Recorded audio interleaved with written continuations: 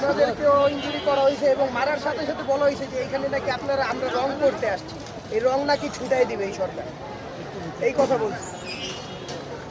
এখন কথা একটাই বলতে চাই যে আসলে কি আমরা বিচারহীনতার ভিতরেই থাকবো 24 পরবর্তী বাংলাদেশে, এটার প্রশ্ন আমি বাংলাদেশের জনগণের কাছে রাখতে চাচ্ছি।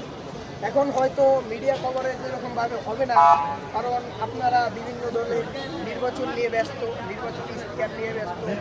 ওই কোন নেতা কাশি দিতেছে, কোন নেতা পানি খাচ্ছে, কোন নেতা গাড়িতে চড়তেছে নামতেছে, এই নিউজগুলোই হচ্ছে। কিন্তু আসলে যে নিউজ হওয়ার দরকার সেই নিউজ কিন্তু হচ্ছে না।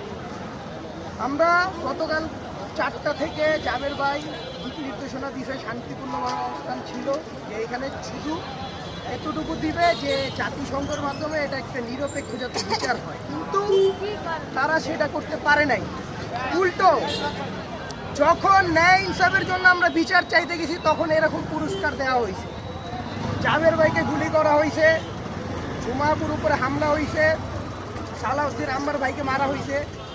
অলরেডি এইগুলো ফুটেজ হয়তো আপনারা দেখছেন। আমরা এইগুলোর বিচার এখন কোথায় দেবো, কার কাছে দেবো? মানে আমরা কি এই দেশে ভাড়াটিয়া হিসাবে আছি না কোন শ্রেণীর হিসাবে আছে আমরা আসলে বুঝতে পারতেছি না।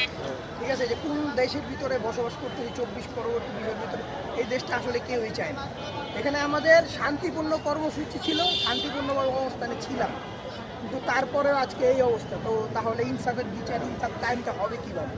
হাদি ভাই তিনি মরার আগে তিনি তার বিচার চেয়ে গেছেন, এর চাইতে লজ্জার বিষয় কি হয়? কয়েকদিন আগে ওই যশোরের একটা ইয়ের ভিতরে যে সেলের ভিতরে মারা গেছে সেটা নিয়ে কান্নার রোল পড়ে গেল। তো হাদি ভাইয়ের সন্তানও তো কালকে ছিল, হাদি ভাইয়ের স্ত্রীও তো কালকে ছিল, শহীদের স্ত্রীও তো বিচার চাইতে আসছিল। এটা নিয়ে তো মিডিয়ারদের কোনো মাথা ব্যথা নাই।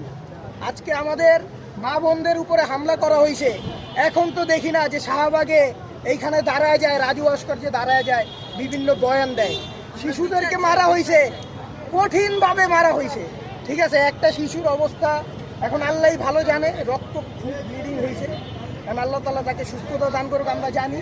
যদি সেই শিশুর কিছু হয়ে থাকে, মা বোনদের উপরে যাই লাঠি চার্জ হয়ে যাচ্ছে, প্রত্যেকটার বিচার। এই রক্ত যত পর্যন্ত এক বিন্দু আছে, ইনসাফ কায়েমের জন্য লড়াই চলতে থাকবে